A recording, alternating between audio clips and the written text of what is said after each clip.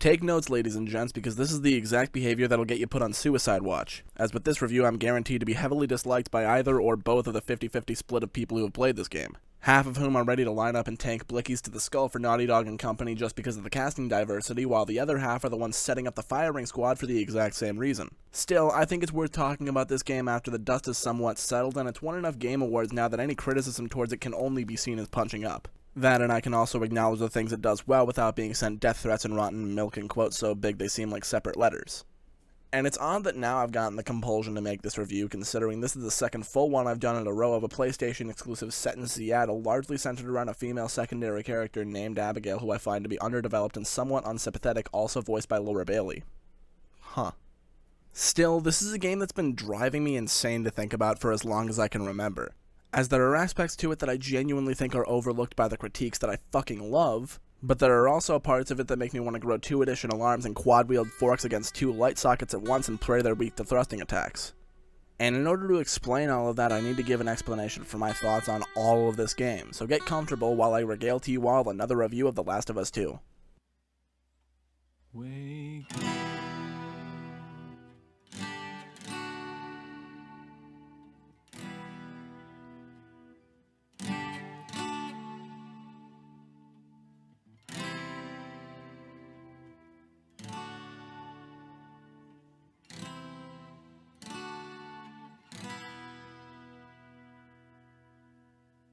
The Last of Us 2 is a story-based action-adventure game released in 2020 by Naughty Dog, an American studio best known for the mascot platformer that inexplicably wasn't taken over by the furry community entirely, Gears of War with more quips and less chainsaws, and Gears of War with more children and less berserkers.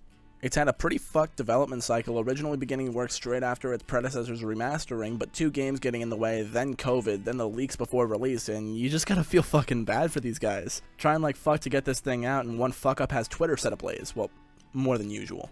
Upon the game nearing completion, the internet was blindsided by a series of leaks that reveal a myriad of spoilers, including the ending, the second playable character, character deaths, and the driving point of the plot being the death of Joel. Funnily enough, these leaks made me more optimistic for the game to come out, as I enjoyed the incessant screeching of idiots disliking a game before it even releases simply because their guy who could beat the shit out of your guy just got beaten up by Neil's guy. Or at least that's what they thought, because the instant guess among the community is that Naughty Dog was going to force its fans to play as a trans woman. Oh, the horror. And this is where the discussion stopped being about the fucking video game and went into something else entirely, which is where I come in. I mentioned in my last video that characters are incredibly important to me in media. But if you're too cool to listen to me talk for an extra 5 minutes, here's the cliff notes. Characters are good, they're vessels for the stories to take place. If I don't like them, I can't experience the stories effectively, something Lord of the Rings. This being said, I find the discussion of more diverse character inclusion such as LGBT or people of color to be quite an odd one. And I don't want to seem like I'm drifting into 4chan territory here, so just hold on to that rotten banana to the very end, please. I find the inclusion of LGBT characters and character diversity to be a very welcome change to the traditional norms of video games. They open up potential for new stories to be told and add a variety of possibilities for actors and voice actors to meld into different roles, as well as including a more diverse array of voice actors. However, I find it to be insulting the way most video games, movies, and TV shows seem to portray these character diversities. A good example being Rey from the modern Star Wars trilogy. Originally, she didn't pose much of a problem to me since she was about as much of a Mary Sue as Luke was, but come the 3rd movie, it's clear that this character has to face 0 struggle, 0 hardship, and 0 character development. And her overall inclusion does a disservice to other female leads. Characters inherently need to have a point of vulnerability in order to be sympathetic and human, and that humanity is robbed from me if they're given 0 depth or complexity. I hate bad characters regardless of their gender or sexual orientation. And I think it's super damaging to the legitimacy of LGBT characters when the writers are so spineless that they refuse to admit character flaws to a gay person they've written, even if it's simply out of fear of being seen as insensitive to the cause by making them imperfect. Naughty Dog have actually done a good job in this department though, as Bill is an excellent character with flaws, struggles, goals, motivation, and depth beyond he chokes on glizzies like Thanksgiving and Honey Boo Boos. Looking at you, Q-Force. I don't care if everyone in that fucking show is gay. Close down development and come back when you've made a series that isn't an uncomfortable walking stereotype. This doesn't immediately have a direct correlation to anything I have to say about The Last of Us 2 at this moment, but I figured I'd get that out of the way since it was prevalent around the conversation of this game, especially since the accused tranny, fuck should I have said that, is the one charged with redistributing Joel's brain matter. So this is naturally going to cause some problems. But I'm missing a good chunk of context before I get to the meme scene. So let's dial it back a bit and start this review off properly, right after I get one extra specification out of the way so you know all the details of my experience with this game. Upon completing this review, I've beaten The Last of Us 2 a total of 4 times. Once when it first came out, a second on normal difficulty to have the most balanced experience, then on hard to experience the fights at a high challenge level for the sake of gameplay analysis, and finally on easy to speed through the game and experience the story one last time to finalize my thoughts on it. I want to be this thorough because I hope to avoid embarrassing myself by missing an important plot detail or character interaction and making fun of the game due to that misunderstanding.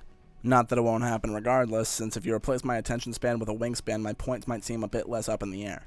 Now that we've gotten that out of the way, I've wasted about 3 pages of your time, and I haven't even gotten around to admitting the fact that I've recently found myself understanding The Last of Us 2 a good deal more than I did the first time around.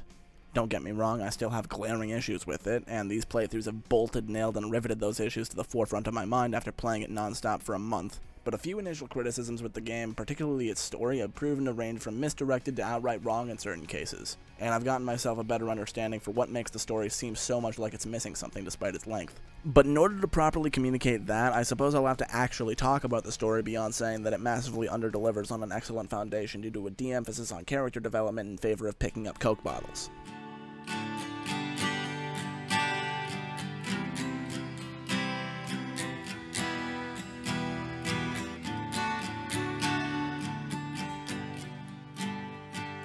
It opens from Joel's perspective, explaining the time of the cliff notes of the first game. That's including the mass genocide to doom humanity.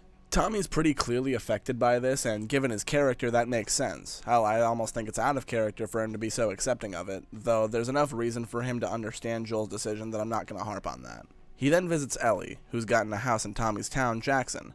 Jackson is pretty much the only place in zombie America that isn't run by a group of murdering lunatics. There used to be 2, but you know. He has a kind of awkward conversation with Ellie and plays a song on his guitar for her, gives her the guitar and shows me up on my joke writing. What is the downside to eating a clock?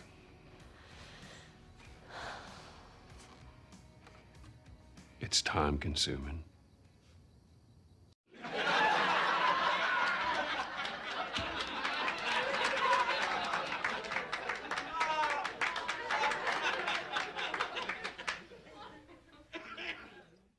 We're then thrown 4 years into the future where Ellie is now the protagonist and we meet our first new character, Jesse.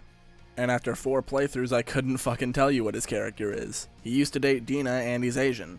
Which kinda gives away his death scene instantly with this varied of a cast. I mean, Asians are like the Diet Coke of diversity. He has a not so subtle exposition session with Ellie about the events of the previous night at some sort of party the whole village was involved in which some sexy lesy shit happens, some guy got mad because he's not into it, and Joel tells the man off whilst obscuring his half-chub.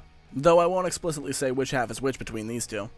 Ellie's been assigned to a patrol route to clear out infected in areas surrounding Jackson, and has conveniently been given the assignment alongside Dina. This is the bitch that sucked Ellie's face the prior night, who also happens to be the game's love interest for much of the story. You get to abuse children and set off on your route. We're then cut to a new face we don't know, later revealed to be named Abby, having a bad dream in a cabin in the same area. Around your room, you get to see a group of people, one of whom is awake. He tells her, "Grab your gear. I want to show you something." Which I'm pretty sure is script for, hey, there's a plot event that-a-way. Upon setting out, we're revealed a few things. This guy's name is Owen, and he's dating somebody named Mel, who's been acting strange lately. Also, Abby used to date Owen. In the following cutscene, we're also shown that they're looking for someone, and they seemingly have ill intent, judging by the fact that they're intimidated by the number of people and discuss torturing a patrol to find the person they're looking for. Abby finds out Mel is pregnant and is very upset that Owen wants to go back. He's clearly not ready for the argument and heads back to the lodge. Thank fuck, too, because with Abby alone, she has time to do something super stupid, like stand at the edge and scream because she might not get to step on some guy's throat, or run away to tackle the town herself or something. Meanwhile, Ellie and Dina are hanging out on their patrol, talking about relationships, mostly serving to mention Ellie's previous partner. Upon clearing out a supermarket, a blizzard approaches and they take shelter in a nearby building, which was apparently being settled in by some old guy previously mentioned. The basement's brimming with the devil's cabbage, and they decide to go all anti-God on the couch, because after some porno-style dialogue, I'm given a scene that reminds me I need to take a bathroom break. Following which, Ellie fucking retardedly starts giving away that she's immune, despite there being an established reason for her to explicitly not do that. Did you immediately tell this to your last girlfriend the second you had sex? I don't care if Dina doesn't believe you in this scene, why the fuck are you just giving it away? After all that chillaxing, I wonder how Abby's holding up in the blizzard. She gets picked up by Joel and Tommy on their patrol, and they fight it out to leave the area. After the two of them give out their names, Abby offers to lead them to the fenced-in lodge her friends are hiding out in. And I think you know where this is going. Upon arriving, Joel gives out his name to the group once more, and you can feel the tone shift as their motive is revealed. All because Joel is dumb enough to simply give his name away to complete strangers, knowing full well how majorly disliked he is by everyone everywhere that isn't Jackson. Plus the fact that he kinda sorta doomed humanity and he's still content with tossing around an invitation for somebody to come and shoot him in the knee with a shotgun.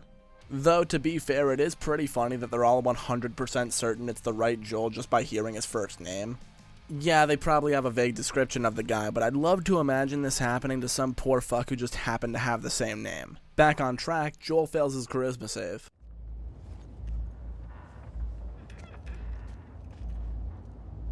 Y'all act like you heard of us or something. Because they have. Yo, holy shit, he dead! The death scene that follows is still something that gives me chills to this day, and I think despite issues with its presentation, it succeeds at what it attempts to do, mostly bolstered by the incredible performances that surround it. Though I'll say what plenty others have about this scene in that it should not have taken place this early in the game. Its presentation here completely rides on the characters built in the first game, but we don't have a lot of time to be reminded of Joel before he's taken away from us. Regardless of whether that was the point or not, I was not moved by this scene because a character I was attached to died. I was moved by the brutality and performances. I might have genuinely felt awful if I got more reminders of how attached I was to Joel in the first game, especially since it came out in 2013. After the initial shock, Ellie argues with Tommy, who seems held back about wanting to help Ellie go after Joel's killers due to the fact that it may put Ellie in danger, going as far as to sneaking out and leaving a note instructing Ellie to be locked up if she tries to escape. And his wife Maria reads it, decides fuck it, and sends them off. From here, they only know two main things about these people. The first being that they're stationed in Seattle, and the second being that they're part of an organization titled the Washington Liberation Front, or Wolves for short. So they set off on a long, rough journey to Seattle, just barely surviving the whiplash they got from arriving instantaneously. In seriousness, these teleportations happen a lot, and they don't quite bother me as much as the people doing them. In the first game, it was understandable that Joel was able to survive these treks because A, I saw him taking them out, and B, I knew his history of combat and survival. Even beyond infected, he was used to fighting groups of people at a time using stealth and whatnot. But I was never given that with Dina or Jesse or even Ellie, granted to a lesser extent. They could have mostly grown up in Jackson for all I fucking know, and even if they didn't, it's not like every one of them took fighting armed patrols one-on-one in grade school. How the fuck is everyone here a trained warrior? Upon arriving in Seattle, you're given some dialogue between Dina and Ellie in order to lightly expand on Dina's character and backstory. And savor it while you can, because other than this, you'll be going through the rest of the runtime with the game simply expecting you to give a shit about this cardboard cutout. Pretty much the extent of what we learn here is that she was orphaned and traveled a lot as a child, with a protective older sister who didn't trust people and wouldn't stay in one place for too long at a time. You travel through a small section of the city to find gas to power a generator to open a gate that leads to a hotel that's been made into a wolf base. After entering, you find it abandoned, and an investigation reveals that Tommy seems to have gotten here before you and even managed to find one of the members of the Let's Hunt Down the Guy Who Doomed Humanity squad. They were tied to chairs and tortured for the gate's code outside, and the player is left to see a similar side to Tommy as they did to Joel in the first game. I almost wish you got to see more of that, but the game has bigger ideas, I guess. Anyways, at least with the hotel cleared out, we don't have to worry about any more wolves in the area. Ellie wakes up to a familiar face holding her own switchblade up to her neck and promptly wisecracks until the Deus Ex Machina comes. We give him a big ouchie and find the whereabouts of the next cunt on the map, but first we have to convince these guys to stop shooting at us, but don't worry, I have some compelling arguments. After escaping, they look over some shit that they stole from the guy with the smoker hole in his throat, and deduce that the next person on their list is hiding out at a TV station. But with wolves now hunting you guys on patrols, it's gonna be a bit harder than expected. On the way, you find Tommy's fucked up horse, and you notice Dina acting a little bit stomach sick. Maybe she just can't handle the smell of the rotting equine carcass, or maybe you're a fucking idiot if you think the game would put a ton of emphasis on that and that alone. You reach the TV station to find its occupants hanging around in the most docile you've ever seen them. Upon further investigation, you find the woman you were looking for, Leah, riddled with arrows and not much in the mood for conversation on account of the vacant pulse. You take some pictures from her just in time for her friends to arrive, catching you red-handed for someone else's murder fetish. You run into the sewers to lose them and incidentally break your mask. Dina, still not realizing you're immune, starts freaking out, and I can never hold back my laughter when she offers for you two to share. How in the fuck would that ever work? Regardless, they take shelter in a theater and Dina gives the shocking reveal that she's actually pregnant. Apparently she's known for a few weeks now, and this is the first example for my theory that this is all some weird subliminal advertisement for abortion. Because how the fuck did you think you'd be able to go on this entire journey without endangering your baby or becoming a complete fucking liability, you fucking idiot? She finds a guitar in the back and it causes her to reminisce about Joel. We're given a flashback to 4 years ago on Ellie's birthday to provide you a reminder for why we're still seeking out this act of justice in the first place. These flashback sequences are fairly well done and give a lot of good chemistry between Joel and Ellie, but I hope the game doesn't expect to score any points for that since it 100% rides upon the characters built in the first game, since the Ellie we play as in the majority of the campaign is an entirely different character from the Ellie in these flashbacks. In fact, these sequences almost exclusively serve to remind me just how much I liked the first game and nothing more. The only other point these segments have to them is to communicate a wedge being driven between Joel and Ellie as she begins to ponder the fate of the Fireflies and whether she was lied to at the end of The Last of Us 1. And I think that part of it was played well, but I think it would have been better if I understood more about this new Ellie as a character, because she's so fucking bland that it hurts. She talks like Batman trying to do an Ellen Page impression, and the only aspect to her character we see is wanting to kill Abby and her in the flashbacks. And it's helped even less that Dina gets just as little development, and their chemistry is near non-existent the whole game. Hell, she's barely fucking in this game after her pregnancy is revealed, since she's then tasked with monitoring the radio and waiting in the theater for everyone else to go do the dirty work. And again, that's fine, but so much of this game's plot hinges on the relationship between these two characters, and it's so underdeveloped that I struggle to find myself giving a half-testicled ejaculate. I don't sense a history with Ellie and Dina, especially since despite having known her for around 3 years according to these flashbacks, they never broke the ice enough to talk about Dina's family and what happened among them, which implies they only really knew each other in passing. And if that's the case, and the events of this game are all we as a player have to go off from their existence in this world, well, they have almost zero character to them, and almost nothing substantial to their relationship. Back on track, Ellie finishes playing her guitar in time for Dina to point you in the direction of the next plot event. And with her recently rendering herself useless for this trip, Ellie has to go investigate this hint about Tommy's whereabouts alone. So let's hop the fuck to it. For a little while, the plot takes a backseat in favor of the combat encounters, which is kind of for the best. However, we do get some world-building details that help the player begin to hate the wolves. For example, they rebelled against the government and upon claiming victory set up totalitarian rules to be followed by everyone in Seattle, with the punishment for slight crimes being death. One person graffitied a poster and was killed for it. Other than that, we really just pop mofos until we run into... Hang on, you're not Tommy. Honestly, I forgot you were in this game, holy shit. We get an Uncharted set piece and crash into the lake. Hey, Ellie, you got your door blown off, why are you going out the window? After escaping, you head back to the theater and we get another flashback to further showcase Ellie's skepticism of Joel. While talking to Dina afterwards, she acknowledges the neglect to inform Jesse of her pregnancy, which I suppose is understandable given the situation at the time. They then learn the location of their next victim, Nora, who's currently doing odd jobs at the hospital. Ellie decides it's most efficient to go alone given the possibility of her being gone by the time she gets there, which may happen if you wait for Jesse to properly recuperate. On the way, you stumble into the wrong neighborhood, but one of its residents is nice enough to nudge you into a wronger neighborhood.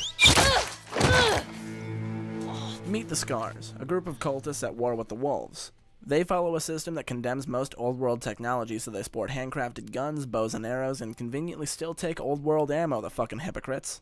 Oh yeah, they also have some weird disembowelment execution thing they're all crazy about, but that's neither here nor there. They become more prevalent later in the story, but their appearance is made here, so I at least thought I'd mention it.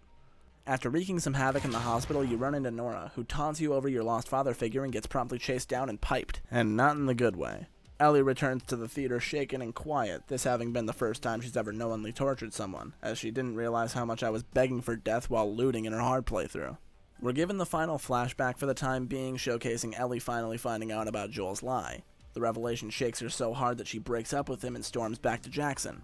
In all seriousness, this reveal was well done on all sides. It felt perfectly in character for Ellie, there was enough dramatic tension built up, and it was excellently performed. 4 playthroughs into this game and I still get shivers watching this cutscene. I honestly wish there was more of it. Snap back to reality and gravity ain't the only thing going, as Ellie and Jesse have decided to throw in the towel and find Tommy before bringing Dina back home. You really have fucked this whole endeavor sideways, haven't you, Dina? You become so much of a liability that the main reasoning for coming here in the first place won't be fulfilled because of you. Doesn't matter anyways, because just as they learn of Tommy's whereabouts, Ellie says fuck the baby and hops on a boat to flee the police. She shipwrecks at the aquarium and does some of the worst interrogating I've ever seen, then instantly regrets the murders because this one is pregnant and so is her girlfriend. I wonder if Zack Snyder directed this one too. Ellie begins to lose her shit just in time for Tommy and Jesse to come in and pull her out without the map she dropped on the floor, and she finds herself waking up back at the theater next to Dina. They discuss their route to get back home, and Ellie expresses disappointment that Abby gets to walk free. This group meeting is cut short by a loud noise and a dead character. Oh fuck, I almost remembered his name too. And like that, we're snap cut to playing as Abby for another 10 hours, but before I get to that, let's talk about Jesse here. Oh, God. I don't think I've ever seen a game more transparent about how expendable its characters are than in this sequence here. His death is a fucking afterthought. He's killed off and the game gives you zero time to feel the impact of his death. Even after the timeline catches up with itself, he's mentioned once and the story completely forgets about him. And I get it, this isn't the fucking Jesse show, but for a game that puts so much emphasis on its characters, it sure didn't spend a lot of time actually thinking about its characters.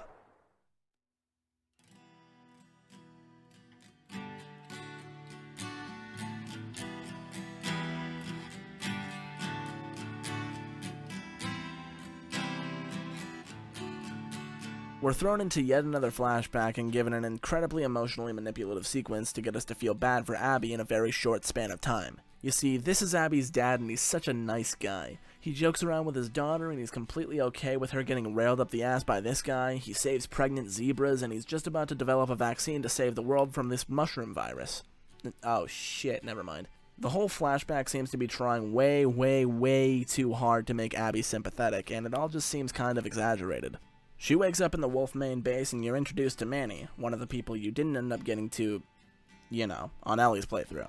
Sadly enough, though, he's kind of the Jesse of Abby's playthrough in more ways than just being incredibly fucking bland. Upon entering the mess hall, you can have some optional dialogue with Jordan. This guy, if your memory needed jogging. He pretty much tells you he's heading off to be unceremoniously killed, and Abby walks away never to talk to him again. Upon first playing through this game, I thought it was very weird that the story would try to develop characters I already knew were going to die. It made me worry about the way that the rest of the story would be handled, but now knowing the full course of events, my worries have been put at ease, because as it turns out, they aren't intent on trying at all. We're being called up to a different base to talk to our leader Isaac, and Manny has invited Mel, the pregnant girl dating our ex from before. Over this dialogue, it's shown that Mel has been quiet and shook ever since Abby redesigned the shape of Joel's skull, and Abby can't quite seem to understand why someone would be so averse to torturing someone in front of their screaming loved ones. Bear in mind, this is the character we're supposed to be sympathizing with. Also, why is a pregnant woman willingly running out to serve out in a fucking war zone? This is the second example for that theory from earlier. Maybe the base just ran out of coat hangers or something. Let's move on. We get run off the road by scars, explore a warehouse. Can we say fuck this place? Yes. Fuck this place. Fuck this place. And land ourselves in some more optional dialogue with Mel. Hey, why have you been avoiding me? I wasn't avoiding you. Come on, you've barely said anything to me since Jackson. I don't know, I guess I was shook by Jackson, too. You don't think Joel deserved what he got? I think he deserved worse. I just wish I didn't take part in it. I get it. What kind of a person could do that, right? I'm not saying that. Let's see if there's a way to the hatch. This is the character we're supposed to be sympathizing with. You were uncomfortable watching a man slowly beaten within an inch of his life while someone screamed and cried in the background begging you to stop? What are you, some kind of snowflake? We get pinned, rescued, then brought to home base where we meet up with Nora. And I know what you're thinking, but she's entirely different from Jordan. She doesn't just get one throwaway set of dialogue before being thrust inexplicably towards her death. She gets two.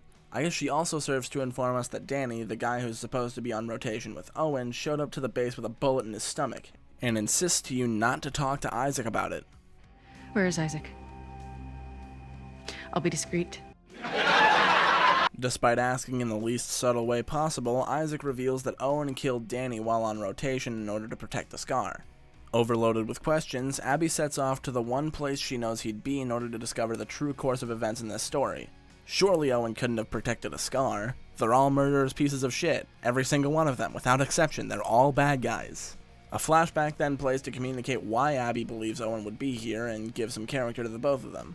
Owen being disappointed yet understanding of Abby's inherent lust for revenge over what happened to her father. Over the course of these flashbacks, Owen kinda becomes the most likable of Abby's crowd. Hell, he's the only one who expressed any kind of sympathy towards Ellie and the others, and seems to be the most level-headed of these roid ragers. So Abby begins the journey to find Owen that gets cut short by a rival competitor in the bitch with big muscles Olympics and wakes up later that night tied up and being peer pressured into disembowelment like all the other cool kids. And speaking of cool kids, here comes these two to Deus Ex Machina us straight out of Compton and straight into a fucking subplot. But not yet though. Owen is still our main priority, so let's get him out of the way first. What's important to know about these two is as follows. This is Lev, this is Yara. Yara is the one that got caught red-handed in the woods, and the Scar's version of punishment for that is irony. Lev is Yara's younger brother, evidently adept with a bow. You take them to an abandoned building and let them hide out for a bit while you go get laid. Owen's already been drinking on account of that whole murder thing from earlier, the fucking sap, and tells Abby a recounting of the events from his point of view. Being seconds away from killing yet another Scar and seeing his acceptance of death makes him reconsider. What, the second one of them wants you to kill them, you get second thoughts? Owen laments being sick of the fighting and wants to pursue a future he believes in, and Abby calls him a fucking idiot because at this point she just can't fucking contain herself. So he gets fired up and guilts her for the way she killed Joel, and then a fight breaks out before... Oh. Yeah, okay, that was uncomfortable. Anyways, I wonder how those kids are doing. What the hell am I doing? They're fucking scars. You never change, do you, Abby?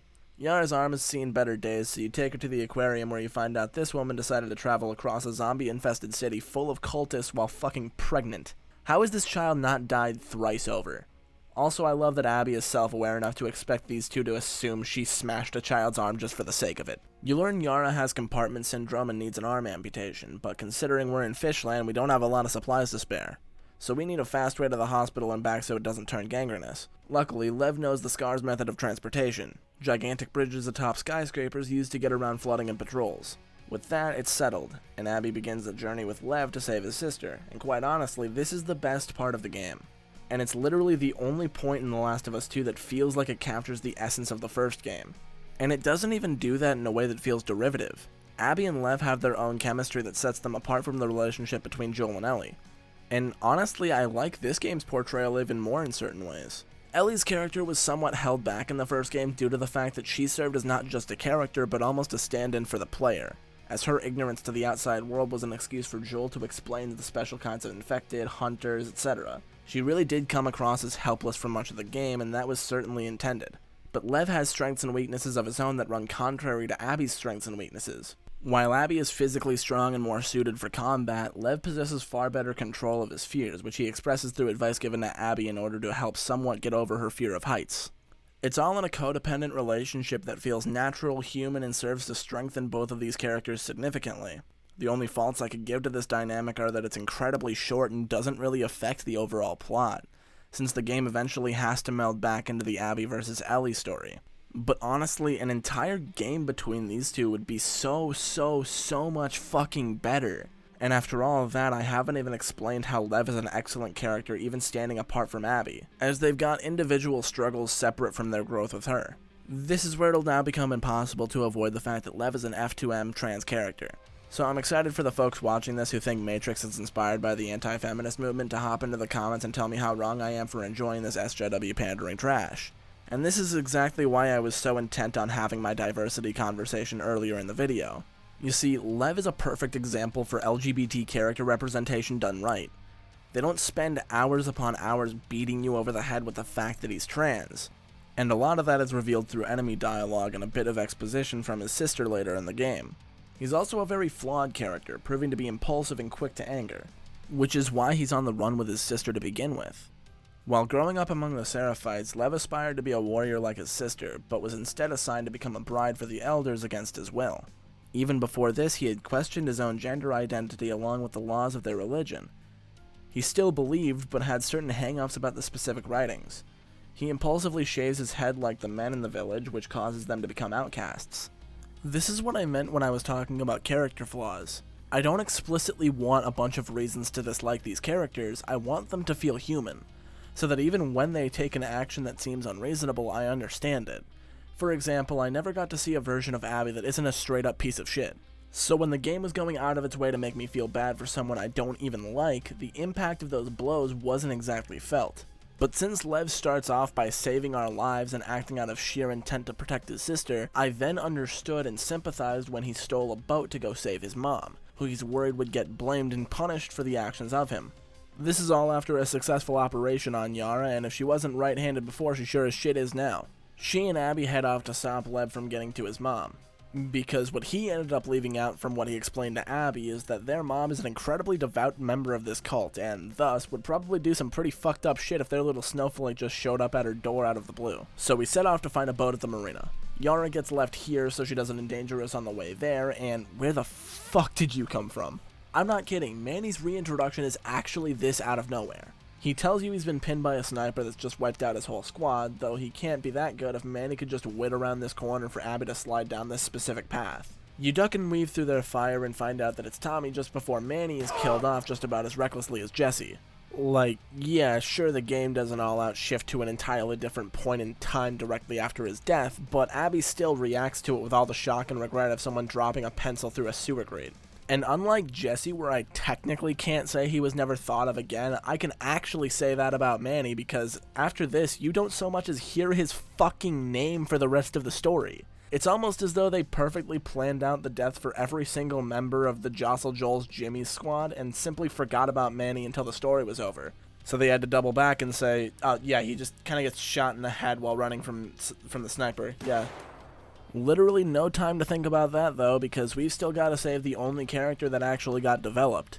You get on their home island and explore the residences before noticing that the wolves are now giving one final attack to the Seraphites to end this war for good. No time to worry about that though, because we've just found Lev and he's recently gone up one trauma point and down one mother.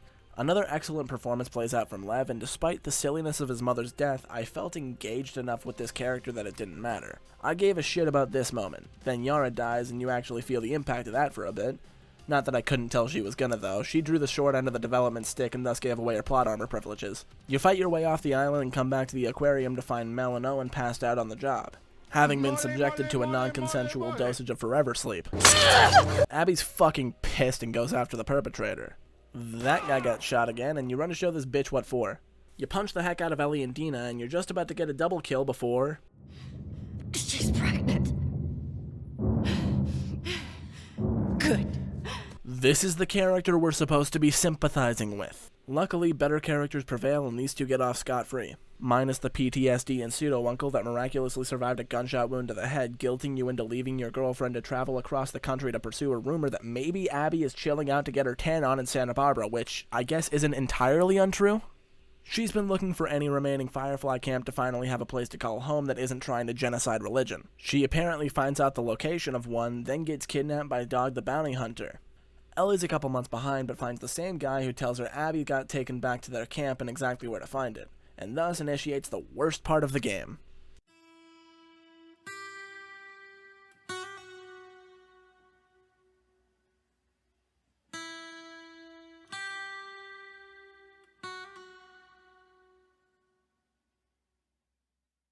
Now, there are segments of this game that I genuinely dislike, but none really help to drive home my points more than this one here.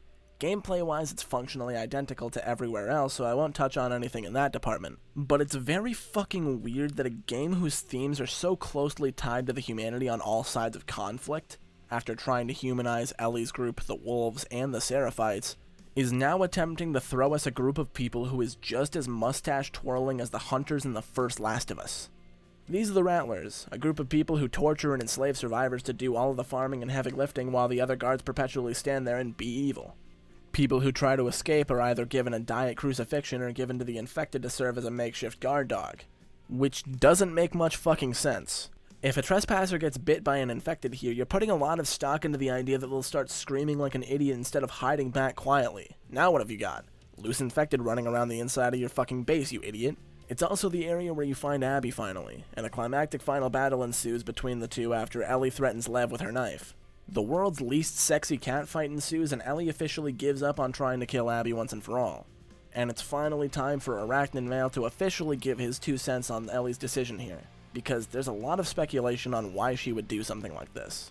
And I will say definitively, if I watched my father figure brutally tortured and murdered in front of me, traveled across states to find the person responsible, only to get inches from obtaining justice and instead be beaten, broken, and had what remaining family I had left threatened, then in the wake of this defeat, I'm dragged back home and make the ultimate decision to leave my family behind to travel even further this time to finally kill this person, all the while killing human fucking beings every step of the goddamn way. I would kill this bitch on principle. I see zero logical reason for why she would all of a sudden see this specific life as more valuable than any of these.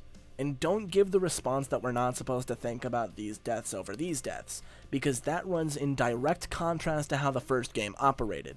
Joel was a killer, that's what he did. Every person he killed in that game was canon and real straight up to the ending. If you throw that away in the sequel, you've thrown away the one thing that gave every decision in the first game its weight.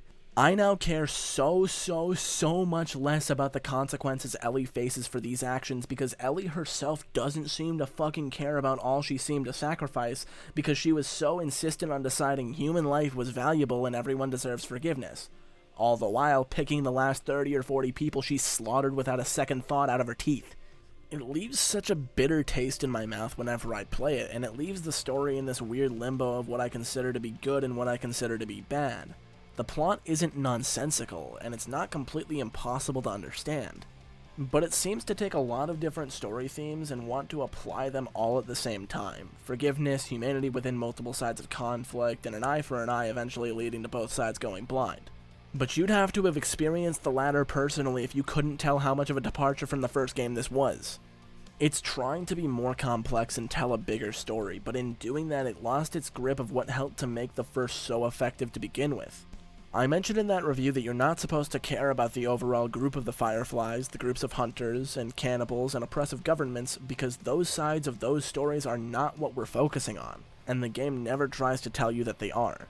This was about two characters, and the rest of the world was left simplistic to serve that relationship. Conversely, The Last of Us 2 attempts to humanize the WLF, the cultists, the people who seem from the outside like horrendous people, but who are all human, then forgets about all of that when introducing the Rattlers, presumably because we needed some more human enemies to fight in the final act. Alongside this, it also attempts to make you really care about far more characters than the first.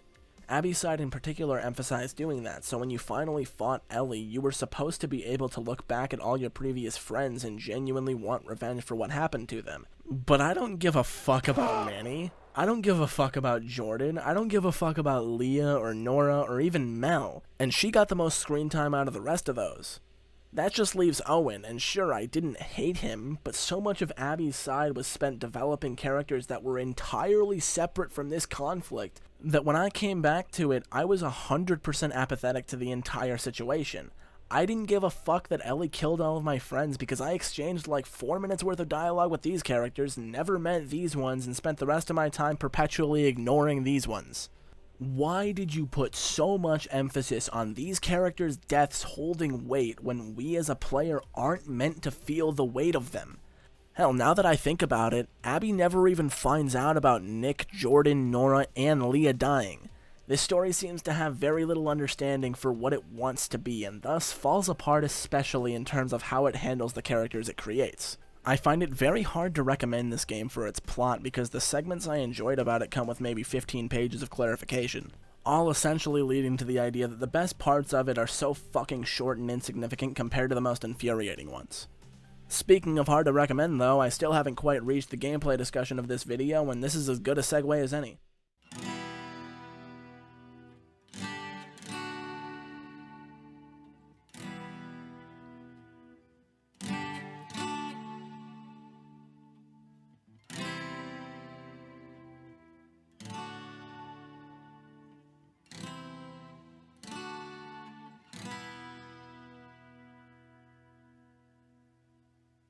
The combat in The Last of Us 2 was honestly an improvement in every way from the original. And that's actually a 100% truth, as it's the primary part of the game that was able to hold my interest and momentarily awoke me from my fits of gamer rage at people I don't like yelling at people I don't care about. For starters, melee takes a huge step up from The Last of Us 1 by actually having some depth to it. You'll rarely be in a straight melee fight, and when you are, it's more about planning your hits to where you walk away with the most health and resources and they don't walk away at all. The way this is done is by first allowing enemies to hit you mid-combo, particularly while fighting unarmed. This is introduced alongside the new dodge feature, so you don't have to blankly stare at runners as they lay into you after your initial attack like you're playing a turn-based RPG, but minus the side-eye from Jesse. This introduction makes it so even basic enemies can't simply be killed by button mashing unless you've got one of the many varieties of melee weapons, and those as a baseline take a few hits, which quickly lowers their overall durability, and the extended period of time killing one specific enemy leaves you vulnerable to those around you. The best way to circumvent that is to spend the resources to upgrade your weapon, which allows it to deal more damage, allowing your hits to count for more, and your durability to not run out as fast. And what's even better is that upgrading a weapon completely restores its HP, so you can strategize using the base weapon for an encounter, then restore its durability to instantly gain a brand new melee for the next, plus a damage boost. This makes for some really fun encounters, and the melee is also where you get to showcase a lot of the game's inherent brutality. Slamming an axe into someone's stomach, bashing someone's teeth in with a pipe, or giving someone an extra shoulder blade is all made to be as visceral and shocking as it can be when you see all the bits of flesh, teeth, and cum from the last dick they sucked flying out in spectacular fashion. Still, the shooting also showcases a lot of this, what with the headshots destroying the skull and shotgun blasts destroying the everything. You're not exactly going to be able to get out of the gruesome and fucked up kills in this game. Speaking of, the shooting has gotten a lot messier, and I'm not entirely sure if that's for the better. Your aim seems to drag a lot more than the first, and enemies can really pin you behind cover if you're not thinking and aren't careful. And it honestly borders on frustrating when all you want to do is sneak a headshot from behind cover, but every time you try you get knocked to the ground by someone else across the fucking arena, causing you to rush your own shooting and miss embarrassingly when the entire reason you're recording is to try to convince everyone of your sick skills and how good you are at flicking normies with your bang bang sticks. Even so, the moment-to-moment ranged combat is even more varied than in the last game. You've still got a basic arsenal to deal with, like Molotovs, pistols, marksman weapons, and shit stolen from the Doomslayer, but they've since included pipe bombs, explosive arrows, and added an emphasis on bottle throwing. And a semi-auto rifle that sucks butthole. These are all coupled with some pretty versatile arenas that make for some super dynamic fights. And I especially appreciate the fact that you can duck back into stealth even after being spotted. So a bullshit sighting doesn't always mean a quick restart. Which is a good thing too, because with the revamped combat, stealth is a far more fun and variable option than ever. Now instead of simply throwing bottles and crouch walking with the enemy's fudge factory at your eye level, you can craft silencers, use bows more efficiently, crouch and go prone in tall grass to avoid lines of sight, launch surprise attacks on multiple foes in order to catch them off guard before they know your exact location, and you'll still probably get spotted across the map from someone you had no possibility of seeing. Still, it does a great job at adding and paying off tension, especially with the 2 new variants of Infected.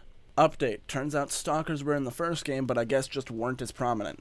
Their introduction in The Last of Us 2 is at the very least far more substantial and does a great deal at differentiating them from the rest of the infected types, mostly by making sure they behave almost exactly like the necromorphs of the same name from Dead Space 2, or at least in the areas designed around them, and any other time they essentially function as runners but called something different. On the bright side, this isn't really the case for the Shamblers, as they're far more intimidating to fight and a bit more original. At first I thought they were simply a weaker version of bloaters, but they have a far more interesting impact on the battlefield. They have a decent bit of health, but their head hitbox is larger and they move a bit more slowly than other infected. However, if they manage to corner you, they'll let off an acid AoE that damages everything around them. Not just you, but infected as well. It's honestly a pretty cool enemy all in all, and I'd be lying if I told you that I haven't lost a few droplets of shit from hearing one running at me. All of this comes together to create a pretty varied system of combat mechanics that grow and change throughout the game's duration. And it even throws a Hail Mary at the player upon reaching the halfway point, where their arsenal is completely reset and they have to adapt to a new collection of weapons almost entirely. I say almost due to the fact that most of these guns are just a carbon copy of one another. These pistols are the same, this one trades damage for clip size and fire rate, this is just a double barrel instead of a pump action, and Abby gets a flamethrower. And regardless of the variation, it's clear that the plan wasn't to make these characters feel and play too differently from one another, as it might have thrown the flow off balance. What it really helps to do, though, is strip away our bulky weapon setup and knock our confidence down a peg by resetting all of our character progress that we've made up since the beginning. This reset also applies to the upgrade trees of each character, and it's interesting to see them both given different groups of upgrades communicating the different fighting styles. Ellie is more stealth and speed focused, while Abby has a lot more scenarios that allow her to brawl her way out. These two also have different crafting options, different settings to fight in, and it's particularly notable that Abby actually plays a lot more like Joel than Ellie. Particularly with the way that stealth works, as you go through the whole game's duration forgetting that shivs are a mechanic until Abby absent-mindedly forgets her pocket knife at home, and has to deal with the annoyance of getting her arm chewed off every time she puts a clicker in a headlock. So after I've talked up the combat of The Last of Us 2 for a good few pages now, it's safe to assume that the gameplay overall is pretty great, right? Well, if you were to assume that, you'll have fallen for the script writing misdirection that I've been getting at since I started the gameplay discussion, and now I get to make fun of you. Next on the itinerary, you're a fucking idiot. While the combat and stealth are a great time, The Last of Us 2 also has the expectation of continuing the first game's survival mechanics, which only worked because the game was roughly 10 hours long in total. Its shorter runtime made it so that even if the looting and exploration began to get stale, you knew you didn't have to sit through much of it to be able to get to the end of the story. However, in The Last of Us 2, looting almost takes center stage, and for every hour you spend in combat, racking up headshots to learn your adversary's name, you spend just as much time looking for supplies so the next time you get cornered by a gang of relatives looking to find out why you haven't gotten engaged yet, you're not completely unequipped for the situation. By the end of my hard playthrough, I was in a state where I was just eager to see the end credits roll by because the game is so fucking long that a One Piece fan might be willing to give it a shot. But in order to finish it faster, I need to be able to last somewhat decently in the fights I'm expected to win. But in order to do that, I need to slog through the needless fucking padding by walking through an office building spamming triangle until I have enough materials to craft half a Molotov and a fucking smoke bomb. Was it really worth making this game 40% filler just so you could advertise that it's long? I don't even have much of a problem with the fact that it is. Games like Nier Automata exist that are fairly beefy to complete, but the difference with those is that their lengths seem justified. The Last of Us 2's is 30% combat, 30% exploration and shitty puzzles, and 40% story. I genuinely believe if you scaled down the amount of looting to simply looking for the occasional training manual, set of pills, or weapon parts, and then left the majority of ammo and materials for crafting in the combat arenas, I at the very least wouldn't be so hesitant to praise its gameplay. Sure, it'll take away a lot of the survivor immersion from the game, but I don't think that immersion is found exclusively from picking up plastic bottles off the ground. Plus, character and weapon upgrades are both incentive enough to explore the environment anyway, at least I think. Taking a step back and analyzing it as a whole, The Last of Us 2 is a game that tries to do many things. And while it succeeds at some of them, such as designing an excellent combat system that can simultaneously juggle power, fantasy, and complete vulnerability, or creating an LGBT character that could have saved the game's narrative as a whole if he was a bit more prevalent, the game as a whole seems to have tried to juggle 10 chainsaws just after learning how to do so with 3 balls. It's packed full of ambition, but you can really only get so far when the execution of it is shoddy and mishandled. That combined with the needless padding in terms of looting and such, and the game really begins to drag to the point of ruining enjoyment. As of right now, I'd say a 4 out of 10 is where the game belongs on my own personal scale. It's not offensively bad at all, and it has some excellent qualities, but everything it does well is let down by other aspects of the story to the point where I wasn't sure if the game knew its true strengths. And the repetition of its gameplay made it a chore to finish if I were to play it for the combat.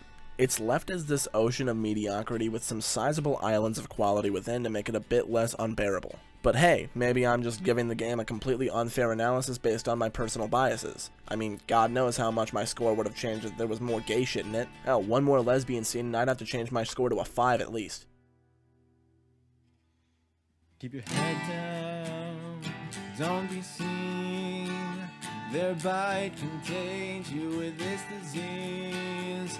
I'll take the left, you go right. Don't make a sound and stay out of sight. So take your corners tighter, 'cause soft and swift's the only way we know.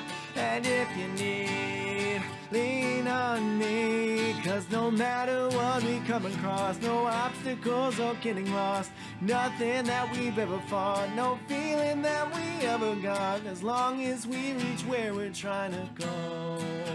Oh, there's nothing that can stop us from being this wild.